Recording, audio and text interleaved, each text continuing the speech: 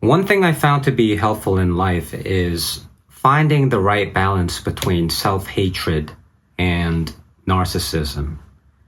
Now, these two are extreme words that are on opposite sides of the spectrum, but the right balance between the two actually helps you a lot in terms of growth and mental stability. That's what I found, because a right amount of self-criticism gives you enough room to better yourself, while self-love gives you enough confidence to keep your head up high. But you have to be careful of skewing too much to either side, right? And for many years growing up, I've personally tilted heavily towards self-hatred, but now I feel like it's going the opposite way. I guess I'm going all out on both sides. And to be honest, my life kind of feels like a constant back and forth between hatred and love, between pessimism and optimism.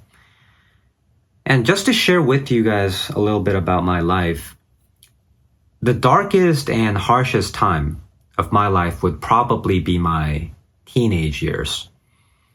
At the time, I hated how I looked.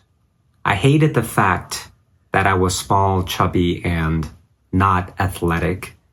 I hated school because of that. I hated everyone and the adults around me. I always was emotional and dejected.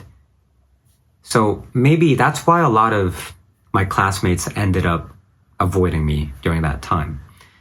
So I was basically a victim in my mind. I was playing a victim. And like all negative feelings, once you fall into a pit of self-hate and hopelessness, it's very hard, right? It's unbelievably hard to get out of it.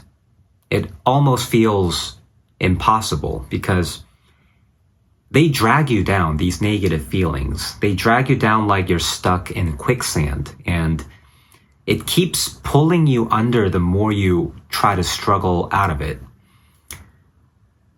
But the lucky thing was I was pretty imaginative. So I was imaginative enough to immerse myself away from reality. So I spent a lot of time reading comic books. I got inspirations from movies. I did a lot of digging for new music because at the time there wasn't anything like the algorithm that controls the world today.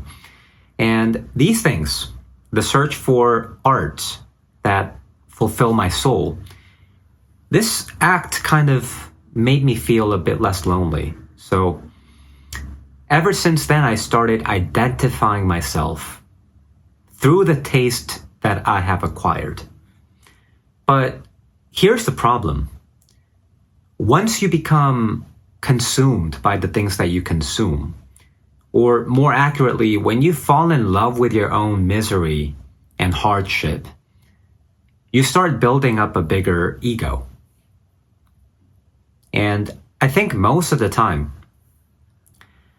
egos are often developed to protect the damaged mind and the damaged soul. So oftentimes, a bigger ego tends to point to a bigger insecurity. And that was exactly me in my 20s. I had this me against the world mentality, and I kind of thought that I was the only protagonist and everyone else my enemy, which is a common mindset that a narcissist would have. But that's just how I saw the world. And it was definitely much better than feeling like a victim all the time, because now I had an ego that was protecting me from outside influence. But later I realized that this sort of worldview was getting extremely exhausting because I was constantly antagonistic towards other people I met. I was very angry before anyone did anything to me. You know what I mean? So now I'm trying to find the right balance between self-hatred and self-obsession. And frankly, it's quite hard. As much as there are good people, there are too many manipulative people out there trying to take advantage of trust and naivete. And this happens a lot in romantic relationships, work relationships, family relationships. It's just not very pleasant to be around too many people these days, right? It's very hard to make new friends as an adult.